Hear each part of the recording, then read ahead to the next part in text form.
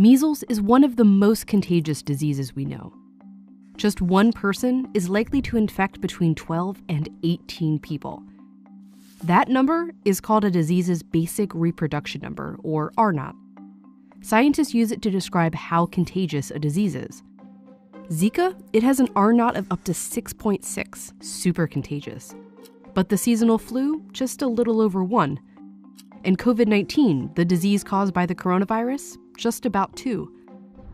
That difference between the flu and COVID-19 doesn't seem so big, especially when you look at them next to these really contagious diseases. Plus, a lot of the symptoms of the flu and COVID-19 are really similar. A fever, cough, they can even both lead to pneumonia, which is ultimately how they can both be fatal. So thinking of COVID-19 and the flu as similar is a common and frankly understandable comparison to want to make. This is like the flu? It's a lot like the flu. I like to believe that it's going to end up more like the flu virus. But wait, let's go back to those R0 numbers again. If the flu has an R0 of 1.3, that means each person gets either 1 or 2 people sick. After 10 rounds, that's 56 total people. And if we run the model with COVID-19's R0 at 2, if one person with it gets 2 people sick who get 2 people sick, after 10 rounds, that's more than 2,000 people. This does not happen with the flu, because COVID-19 is very different, and understanding how is crucial to understanding how dangerous it really is, and why we have to take it so seriously. When we start to look for that comparison to the flu, we almost calm ourselves down. But unfortunately, that's not quite the right reaction here. Every year, the seasonal flu kills as many as 60,000 Americans. As of late March, COVID-19 has killed about 34,000 across the whole world. But scientists expect that number to go up, way up. Tens of thousands of people a year die of the flu. But we haven't had this for a year yet. We've only had this for a few months. The trouble is coming, and we can predict it, and we can see what's coming, at least to a certain extent. The first really big difference between COVID-19 and the flu is how long it takes you to feel sick. From the moment you're infected with COVID-19, it usually takes 5 days before you start to feel symptoms. But it can take as long as 12 or even 14 days. This is the incubation period, the time between when you catch it and when you first realize you're sick. And scientists think you could be contagious during most of this period. The flu, by comparison, has an average incubation period of just 2 days. You get sick, and pretty soon you feel sick, and you know you're contagious. This is what we're used to. But COVID-19 flips that around.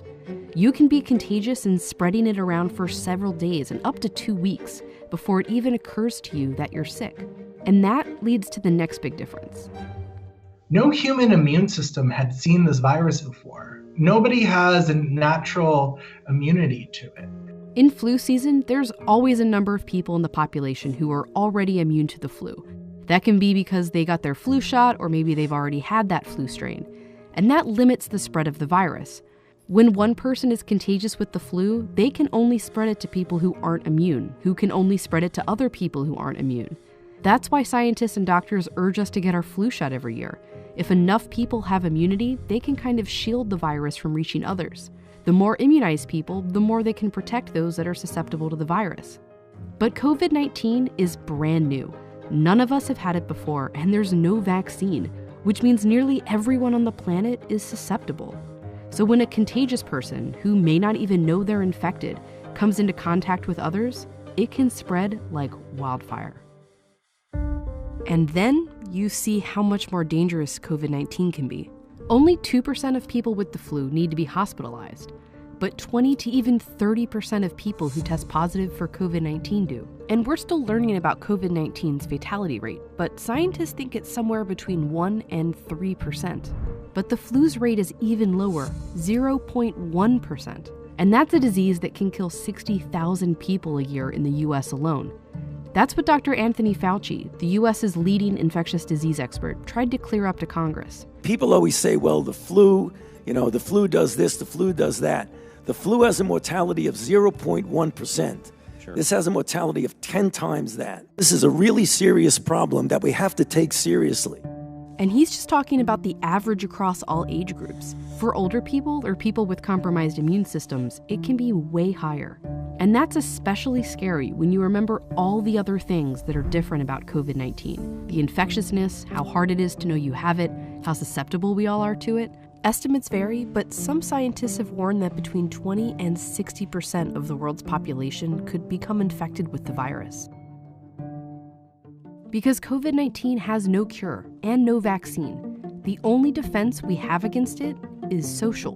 We can take ourselves out of the chain, not with immunity, but with social distancing. Just physically not being around anyone and staying home as much as possible. But that only works if each of us takes it seriously, which is why comparing it to the flu, while understandable, is not helpful. It's natural to want to find a comparison, to want to make this seem small. When we use the flu as the backdrop, it almost numbs us, or it can numb us and make us maybe even feel better about the current situation, because the current situation is bad. So now is not the time to be numb. We need to be vigilant and then use our vigilance for useful actions.